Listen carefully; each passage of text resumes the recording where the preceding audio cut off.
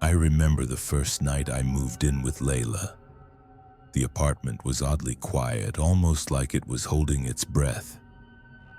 From the end of the hall, I heard a soft humming, rhythmic and unfamiliar.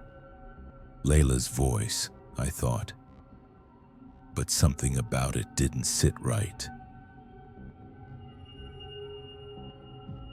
A week later, I found a door I hadn't noticed before. It was locked, but cold air crept out from under it, carrying a sharp metallic smell, like rust or blood.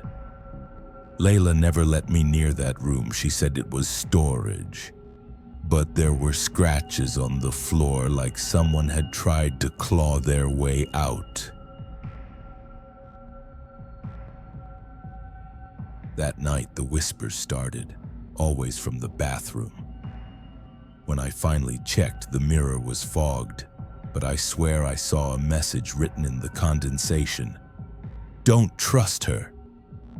The faucet dripped blood, not water, and the reflection wasn't mine. It smiled. I didn't.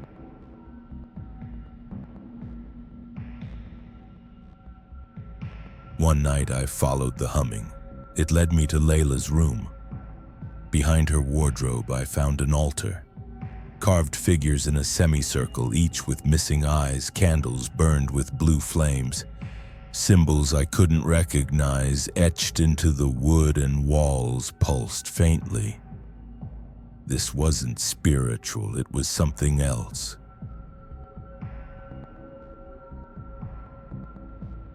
As I stared at the altar, something inside me clicked. These figures weren't just carvings, they were something darker.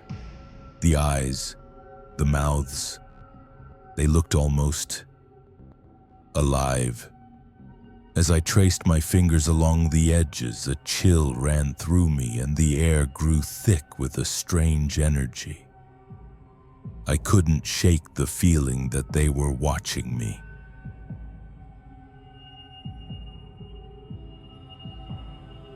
I turned to run, but the door wouldn't open. It felt like the walls were closing in on me. Then I heard it, a scraping sound like nails on wood. A shadow moved across the room, blocking the doorway. I couldn't breathe. Something was watching me. And it was close.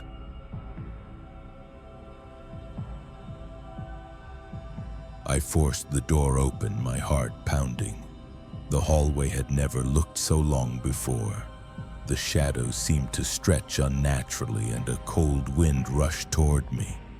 I could hear whispers again, but this time, they weren't coming from the bathroom. They were coming from everywhere.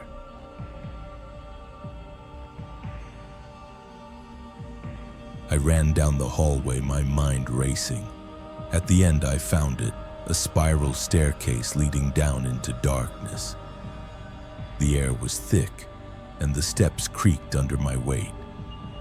Symbols were carved into the railings, symbols I had seen before on the altar. I had to know what was down there. When I reached the bottom, my breath caught. There in the center of the room was a ritual circle. Figures in dark hoods stood around it, their faces hidden in shadow. The floor was covered in symbols, glowing faintly in blue. I had to get out, but the door slammed shut behind me. I found her there, Layla, but not the Layla I knew. She was sitting cross-legged before the altar, her eyes pitch black like obsidian. Her mouth moved fast and without breath, uttering words I didn't understand. Her skin looked thinner, almost translucent, veins pulsating beneath the surface. I felt the air vibrate with each phrase she whispered. The room reeked of old blood and mold, and the shadows on the wall twisted in rhythm with her voice.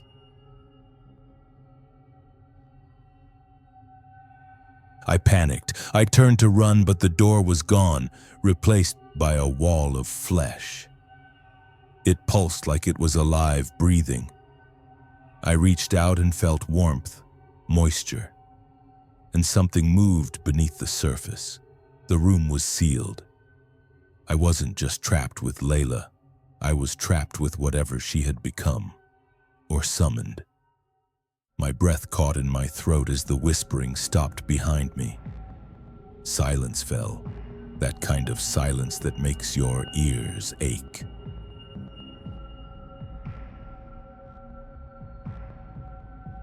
Then she rose. Layla's body lifted off the floor, hovering above the altar. Her eyes, those abyssal voids, now glowed electric blue, and I saw symbols on her skin begin to pulse with the same light. The wooden figures rattled violently around her. The humming returned louder than ever, vibrating my bones. She opened her mouth wide and screamed, not a sound but a force. The lights in the apartment blew out. The altar cracked. And I finally understood. She hadn't been Layla for a long, long time.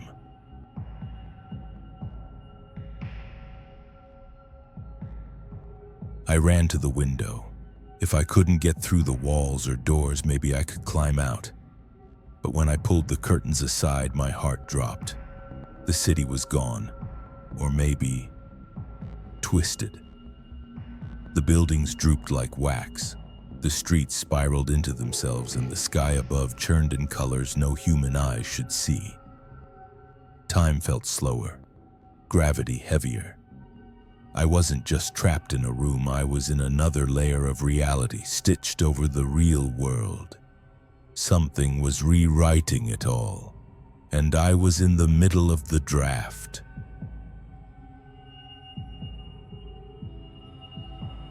I bolted out the room and down the staircase, heart pounding like a war drum, but after 2, 3, 4 flights, I noticed something was wrong. Each floor was exactly the same potted plant with dead leaves, same buzzing fluorescent light, same hum that now vibrated through my bones. I was caught in a loop, like the building was folding in on itself, trapping me in its own mind. No matter how far I ran, the exit never came. Only more stairs and a deeper, angrier hum.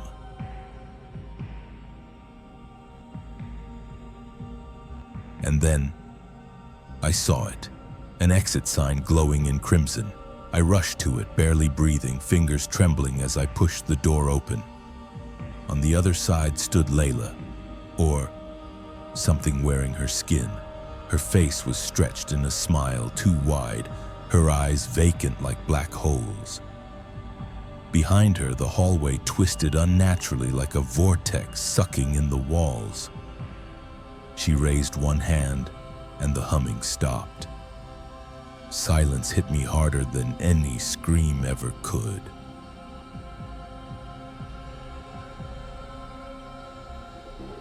I couldn't move, my feet locked to the ground. Beneath me, symbols blazed to life, those same ones from the altar. Shadows leaked from the cracks and coiled around my legs. Layla whispered a word and the tendrils obeyed. They dragged me back into the darkness, back into the heart of that place. My scream never echoed. It was swallowed.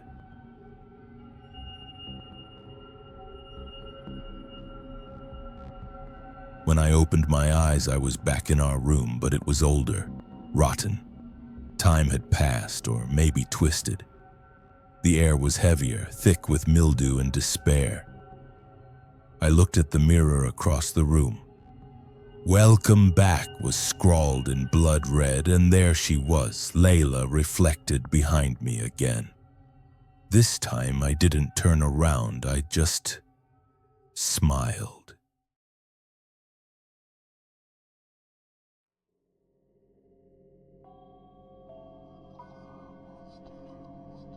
On this channel, we bring you urban legends, supernatural cases, and creepypastas with a visual and narrative touch that will make you question what's real.